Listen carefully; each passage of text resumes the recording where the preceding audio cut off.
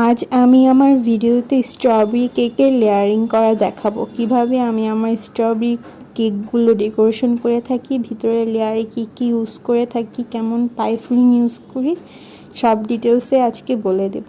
Hello everyone, আসসালামু আলাইকুম। আমি খাদিজাতুল খুশবু। তো ভিডিওটি শুরু করা যাক। ফার্স্টে আমি আমার স্ট্রবেরি কেকের একটি বেজের লেয়ার নিয়ে নিয়েছি, তার উপর মিল্ক সিরাপ ব্রাশ করে দিচ্ছি। আর মিল্ক সিরাপগুলো আমি স্পেশালি ইউজ করে থাকি আমার কেকগুলোতে, এতে করে কেকের টেস্ট দ্বিগুণ বেড়ে যায় আর খেতে অনেক মজা লাগে। তো এখন আমি এর উপরে পাইপিং ব্যাগের সাহায্যে ক্রিম দিয়ে দিচ্ছি। আর এই ক্রিমটাকে আরও স্পেশাল করার জন্য এর মধ্যে অল্প করে হোয়াইট চকলেট গানাশ মিক্সড করে নিয়েছি, এতে ক্রিমের টেস্ট আরও বেড়ে যায় আর খেতেও মজা লাগে।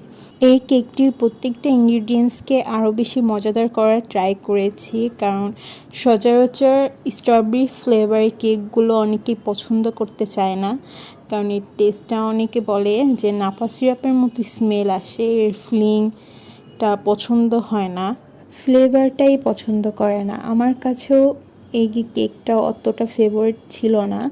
আমি যতবারই বেকারি থেকে এই কেকগুলো টেস্ট করেছিলাম, আমার কাছে ততবারই অপছন্দ লেগেছে, মানে ভালো লাগেনি। এর জন্য কখনো বাসায়ও ট্রাই করিনি, অর্ডারও নিইনি, অর্ডারও ওরকম আসেও নি। তো একবার বাসায় স্ট্রবেরি ছিল, তাই ভাবলাম যে পাইফলিং করে দেখি কেকটা আসলে নিজে বাসায় বানালে হোমমেড কেকটার টেস্ট কীরকম আসে। তো যখন বানালাম তখন বাসার সবাই পছন্দ করছে, আর আমার কাছে অন্যরকম একটা ফ্লেভার লাগছে, একদম রিফ্রেশিং আর খুবই মজা লাগছে আমার কাছে। তো তারপরে সাহস করে কয়েকবারই বানাইলাম, বাসার জন্যই বানিয়েছি। হুট করে একদিন অর্ডারও আসছিল, আর তখন শীতের সিজন ছিল বিধায় বাসায় স্ট্রবেরি অ্যাভেলেবল ছিল, আর তাই হোমমেড পাইফলিংটি ইউজ করতে পেরেছিলাম। আর কাস্টমারের ওই কেকটি খুবই পছন্দ হয়েছিল, খুব ভালো রিভিউ দিয়েছিল। আর নেক্সট যতবার কেকটি বানানো হয়েছে আমি হোমমেড পাইফলিংটি ইউজ করেছিলাম।